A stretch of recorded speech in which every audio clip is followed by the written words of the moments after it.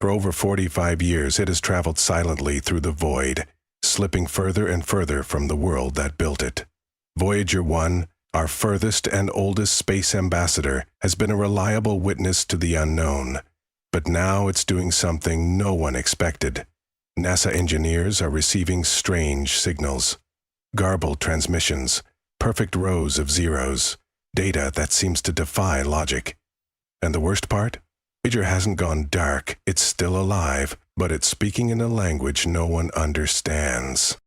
Join us on the enigmatic journey of why, as we delve into another mystery surrounding Voyager 1's final transmission, confirms what we all feared at the edge of the solar system. What happened at the edge of the solar system? Is Voyager 1 breaking down, or did it encounter something? Something we were never meant to find. This final transmission could be a glitch or a revelation. Either way, it confirms the one fear scientists have kept quiet for years. Launched on September 5, 1977, just months after Star Wars premiered, Voyager 1 was never meant to last this long. It was built with ancient computers, primitive instruments, and technology that now seems prehistoric. But it worked.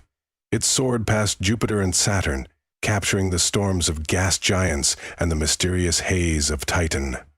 After its grand tour, Voyager 1 slipped past the planets and crossed into the unknown. In 2012, it became the first human-made object to enter interstellar space, an achievement that placed it far beyond the grip of any sun, any moon, any planet. Voyager had become a ghost ship, sailing through a galactic ocean. Today it's over 14.5 billion miles away, traveling at 38,000 MEPs. Every message it sends takes more than 20 hours to reach us. And yet, day after day, it kept whispering data about the interstellar medium, plasma fields, cosmic radiation, until it didn't. Until something changed.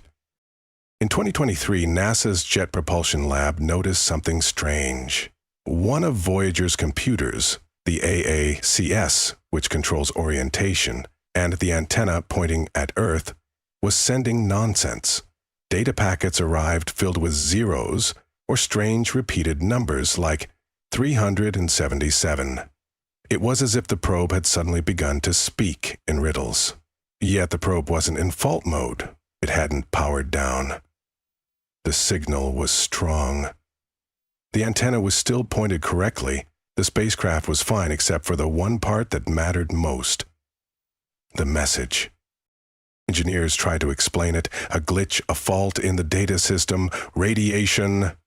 But Voyager 1 had been designed to protect itself, to switch to backups, to correct errors.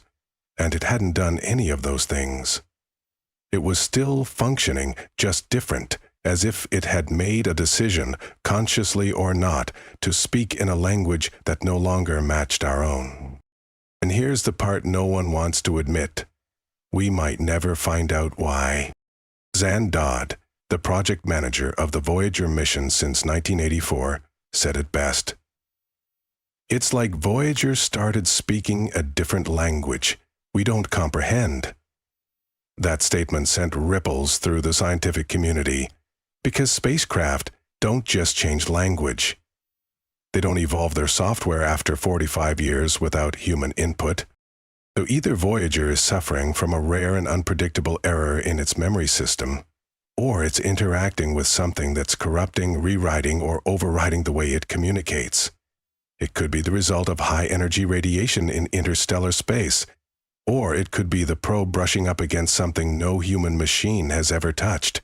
A cosmic anomaly, a field of unknown influence, a boundary we don't yet understand.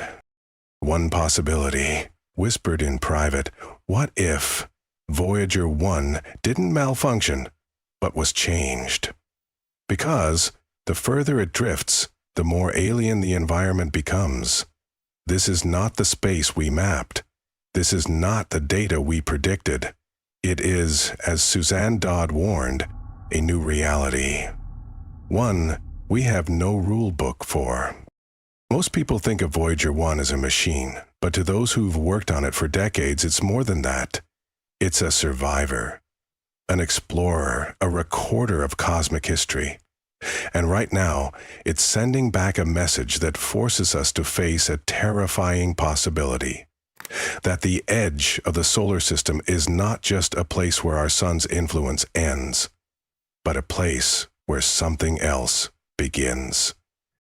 Voyager is now navigating a zone where galactic radiation spikes, magnetic fields twist, and space behaves in ways no spacecraft has ever endured. Scientists are starting to wonder if the laws of physics, as we know them, hold steady beyond the heliopause, or if Voyager is proving that they don't. Diemphron. The golden record it carries, a message to any alien intelligence, is still intact, a voice in the dark traveling further with each second. But what if Voyager 1 is no longer alone out there? What if something is listening? Or worse, what if something already answered? Because this isn't just static. This isn't just noise. This is a machine that was fine yesterday, and today it's not speaking our language anymore.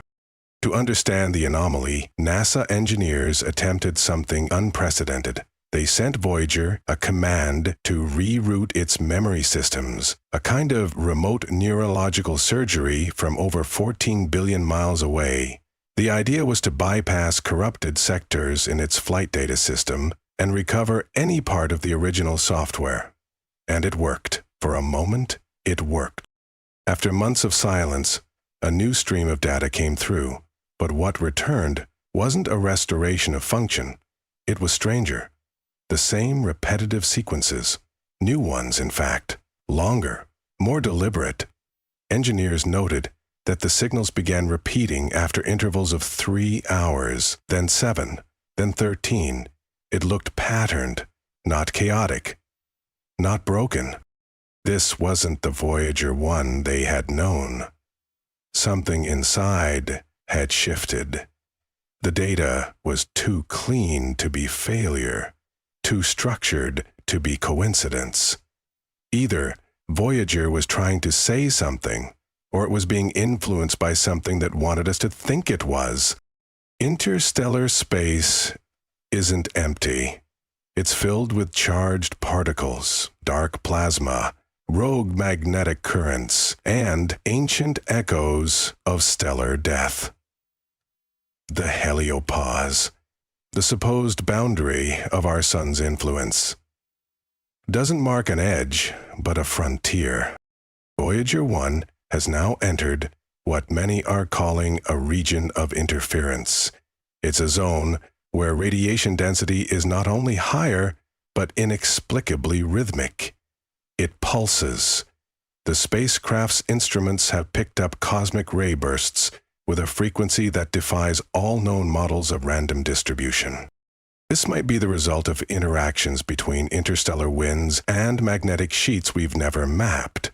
Or it might be something else entirely, something alive, not in the biological sense, but in the dynamic sense. Something that moves with intent, that alters space around it, that responds to presence.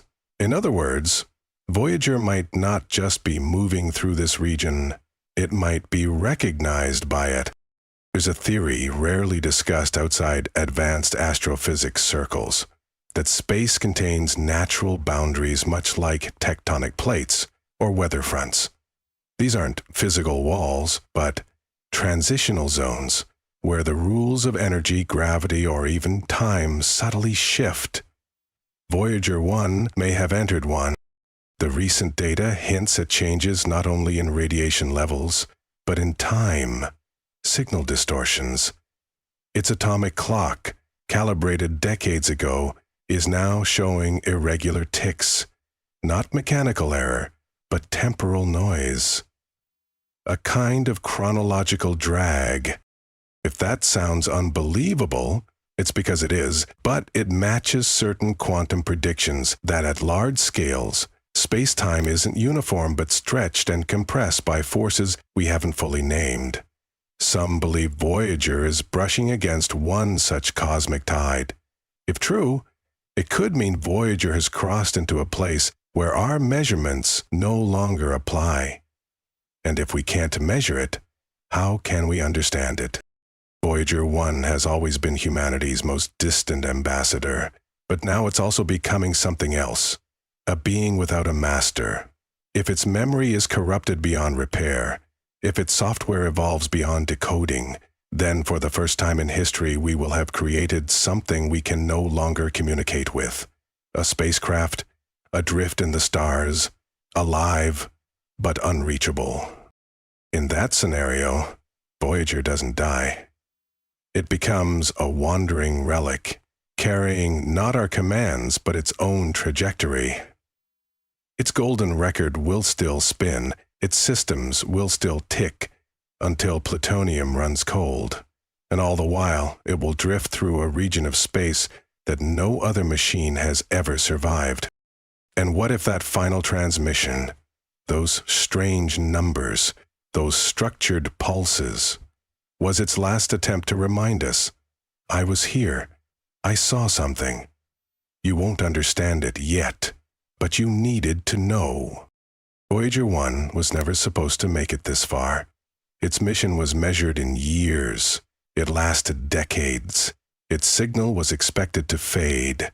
Instead, it changed, and its final transmission, buried in static, wrapped in mystery, confirms what we all feared, that the edge of our solar system is not just a boundary, it's a threshold, a place where our instruments fail, where our models break, and where the universe stops pretending to play by our rules. Voyager's signal didn't just become corrupted, it became strange. Not broken, not dead, just unfamiliar, like a whisper from something else, from a reality we never imagined we'd touch. This spacecraft, built by hand, coded in ancient languages, launched by dreamers, is now lost in a space we can no longer fully measure or fully understand. And maybe that's the point.